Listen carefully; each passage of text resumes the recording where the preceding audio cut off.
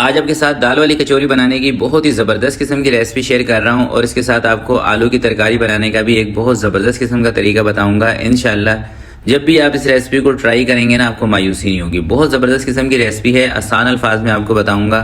Video देख कर आपको मज़ा आएगा। तो चले मिल के बनाते हैं। बिस्मिल्लाहिर्रहमानिर्रहीम। तो मैं ले रहा हूँ 3 कप मैदा। ठीक है, वज़न की बात करें तो ये तकरीबन आधा किलो से थोड़ा सा कम मैदा बनेगा। मैदे के अंदर सबसे पहले आपने आधे चम्मच से भी थोड़ा सा कम नमक शामिल कर देना है। नमक शामिल करने के बाद आपने इसके अंदर कोई 3 से 4 चम्मच के करीब ऑयल शामिल कर देना है। कुकिंग ऑयल नॉर्मली जिससे आप खाना वगैरह बनाते हैं ना, वही, कोई अलग से इसके लिए तेल नहीं है। और हाँ, इसके अंदर ना आपने घी का इस्तेमाल नहीं करना है। ठीक है, तेल से ज़्यादा अच्छी कचौरियाँ बनेगी, खस्ता बनेगी। घी से कचौरियाँ इतनी अच्छी नहीं बनेंगी। तो सबसे पहले नमक और तेल को मैदे के अंदर मिक्स करना है और उसके बाद आपने इसके अंदर पानी ऐड करके इसकी एक नॉर्मल सी डो बना लेनी है। ज़्यादा सख्त नहीं बनानी, लचकदार डो आपने इसकी बना लेनी है। तो पानी शुरू में आपने इसके अंदर 1 कप या उससे भी थोड़ा सा कम शामिल करना है। ठीक है, 1 कप शामिल कर लें या 1 कप से भी थोड़ा सा कम, बल्कि बेहतर ये होगा कि आप 1 कप से भी थोड़ा सा कम पानी लें। और अगर बाद में ज़रूरत हो तो आप इसके अंदर हल्का सा छींटा लगा के इसको सेट कर सकते हैं। इस तरह से, ये देख रहे हैं थोड़ा सा पानी कम था तो इसके अंदर हल्का सा मैंने छींटा लगा दिया है। क्योंकि पानी अगर आप ज़्यादा डाल देंगे ना तो फिर बाद में आपको इसके अंदर मैदा और शामिल करना पड़ेगा। तो इसलिए बेहतर तरीका यह है कि आप पहले थोड़ा सा मिकदार से भी कम पानी शामिल करें। और इसकी गुंदाई ना आपने थोड़ी सी अच्छे तरीके से करनी है। जब भी आप मैदे को थोड़ा सा अच्छे तरीके से गूंदते हैं, इसके अंदर मुक्की लगाते हैं, तो इसके अंदर लचक आ जाती है। और मैदे में लचक होगी तो कचौरियाँ आपकी फूलेंगी भी सही और अच्छी बनेगी और फटेंगी नहीं। तो मैदा हमारा सेट हो चुका है और आप देख सकते हैं मैंने इसको ज़्यादा सख्त नहीं गूंदा है। ठीक है, तो इसके ऊपर मैं कवर लगा के फ़िलहाल इसको 10 से 15 मिनट के लिए हम रेस्ट देंगे। तब तक आपको दाल दिखाता हूँ और हम दाल को पीस लेते हैं। जो दाल इसके बीच में हमने फिल करनी है ना, उस दाल को भी पीसना है। तो मैंने थोड़ी सी चने की दाल ली है, बॉयल करके रखी हुई है, आपको दिखा देता हूँ। ये देखें, कोई 4 से 5 चम्मच आपने चने की दाल लेनी है। 2 घंटे तक इसको पानी के अंदर भिगो के रखें और उसके बाद इसको अच्छी तरीके से गला लें, नरम हो जाए। कोई चीज़ नहीं शामिल करनी, ना नमक, ना मिर्च, ना ऑयल, कुछ नहीं डालना। ठीक है, उसके बाद आपने इसको सिलबट्टे के ऊपर रख के पीस लेना है।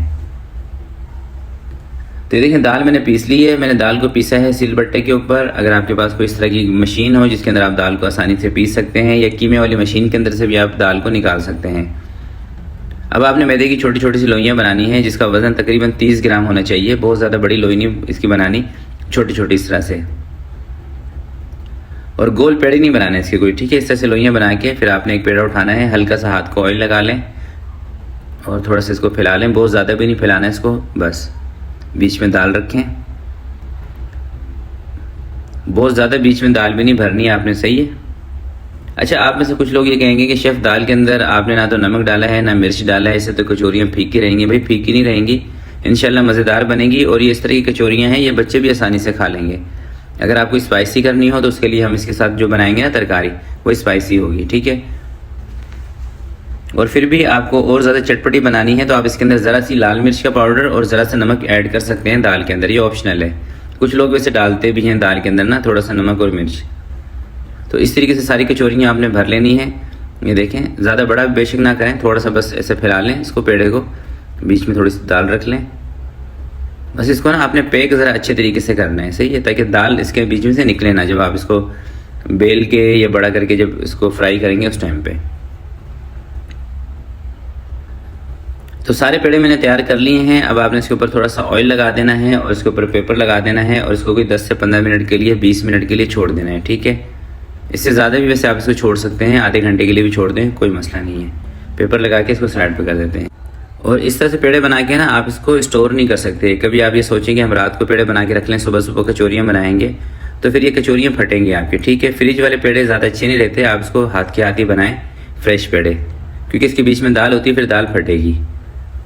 अब बनाते हैं आलू की तरकारी, जिसके लिए आपने थोड़ा सा ले लेना है कुकिंग ऑयल। इस ऑयल के अंदर आपने आधा चम्मच अदरक और लहसुन का पेस्ट ऐड कर देना है और आधा चम्मच आपने हरी मिर्चों का पेस्ट डाल देना है। 1 मिनट के लिए अदरक लहसुन को और हरी मिर्च को ऑयल के अंदर आपने फ्राई कर लेना है, ताकि अदरक लहसुन का जो कच्चापन है वो इसके अंदर से ख़त्म हो जाए।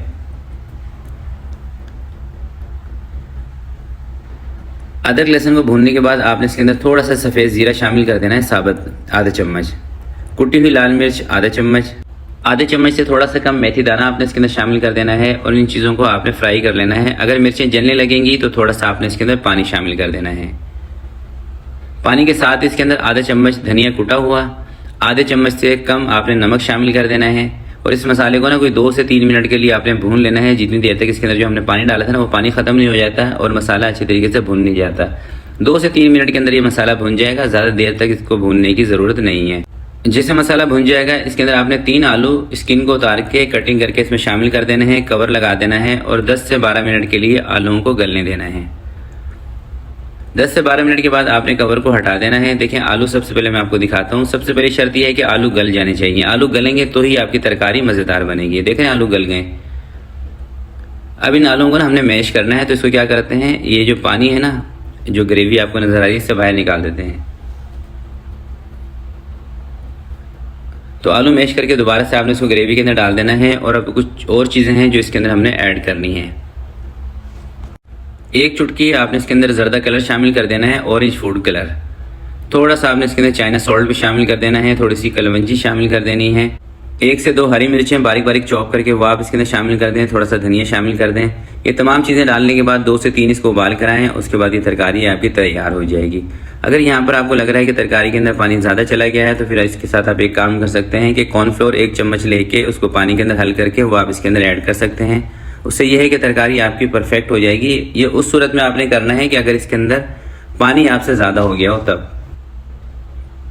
तो ये आप देख सकते हैं तरकारी माशाल्लाह से ज़बरदस्त हमारी बन चुकी है। इसका चूल्हा मैंने बंद कर दिया है, तो इसको साइड पे कर देते हैं। अब ये आ गए हैं कचौरियों के पेड़े, जिसको तकरीबन 20 से 25 मिनट पहले हमने बना के रख दिया था। अब आप देखें इसको 2 तरीके से बेल के भी या हाथ से प्रेस करके ऑयल के अंदर डाल सकते हैं।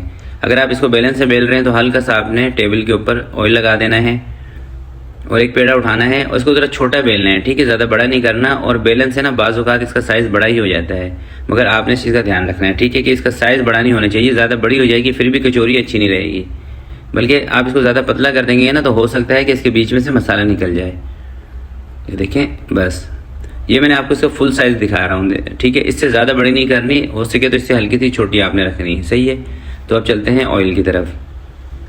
कचौरियाँ आपने थोड़ी सी तेज़ गर्म तेल के अंदर फ्राई करनी है, ठंडे तेल में नहीं फ्राई करनी। ऑयल का टेम्परेचर थोड़ा सा तेज़ हो। पूरियाँ हो गई, कचौरियाँ हो गई, ये थोड़े से तेज़ ऑयल के अंदर फ्राई की जाती हैं।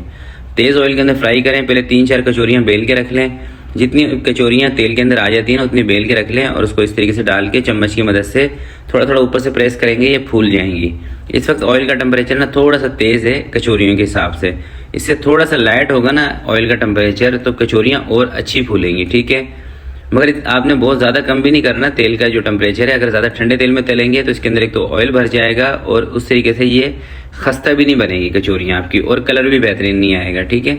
अगर आप चाहते हैं कि कलर अच्छा है, गोल्डन कलर आए, कचौरियाँ फूले भी सही, खस्ता भी बने, तो उसके लिए थोड़ा सा ऑयल का टेम्परेचर आपको तेज़ ही रखना है, जैसे मैंने रखा था ना, इससे बस थोड़ा सा आपने हल्का रखना है बस। और ये देखिए माशाल्लाह से कलर कितना ज़बरदस्त आ रहा है कचौरियों के ऊपर। और इनको ना फ्राई होने में कोई ज़्यादा टाइम नहीं लगता। आप ये नहीं सोचिएगा कि 4 कचौरियाँ डाली हैं तो 5 मिनट तक आपने इसको ऑयल के अंदर घुमाते रहना है फ्राई करने के लिए। भाई ज़्यादा से ज़्यादा ना 1 मिनट लगेगा आपको, 1 मिनट या 1.25 मिनट। जितनी भी आप कचौरियाँ तेल के अंदर एक टाइम पे डाल रहे हैं उनको फ्राई करने में 1 से 1.25 मिनट लगेगा। 30 से 40 सेकंड एक साइड से आप इसको फ्राई कर लें, चम्मच को थोड़ा सा प्रेस करते हुए ताकि ये फूल जाएँ। 30 से 40 सेकंड दूसरी साइड से फ्राई कर लें। जैसे ही कलर इसको अच्छा सा आ जाएगा इसको बाहर निकाल देना है आपने। तो कचौरियाँ सारी हमारी फ्राई हो चुकी हैं। ये आ गई है आलू की तरकारी। इसके साथ आप चाहें तो थोड़ा सा दही का रायता बना लें, या फिर जो गाजर वाला अचार होता है ना पानी वाला, उसका इस्तेमाल भी आप इसके साथ कर सकते हैं। इंशाल्लाह मज़ा आएगा आपको। तो मैंने थोड़ा सा दही का रायता बनाया हुआ है, ये इसके ऊपर मैं डाल रहा हूँ। और एक प्लेट के अंदर थोड़ी सी कचौरियाँ निकाल के आपको तोड़ के दिखाता हूँ। तो एक पीस उठाएंगे, बिस्मिल्लाहिर्रहमानिर्रहीम। ये देखें आप, सिर्फ आपने एक चीज़ नोट करनी है कि ये कचौरियाँ खस्ता कितनी हैं। और यकीन करें जब आप इस वीडियो को फॉलो करके बनाएंगे, इतनी ज़बरदस्त, इतनी टेस्टफुल आपकी कचौरियाँ बनेंगी, आपको मज़ा आ जाएगा। और जब भी आप इस रेसिपी को ट्राई करें तो आपसे गुजारिश है कि करूँगा कि अपना फीडबैक इसी वीडियो के नीचे कमेंट में आके आपने मुझे लाजमी बताना है। तो वीडियो अगर आपको अच्छी लग रही है तो प्लीज़ आपने इसको लाइक भी कर देना है, क्योंकि आप पूरी वीडियो देख लेते हैं फिर वीडियो को लाइक नहीं करते, तो वीडियो को लाइक शुरू में ही कर दिया करें। तो आज के लिए इतने ही, मिलते हैं किसी नेक्स्ट वीडियो में। तब तक के लिए अपना बहुत सारा ख्याल रखिएगा, अपने वालिदैन का ख्याल रखिएगा। अल्लाह हाफिज़।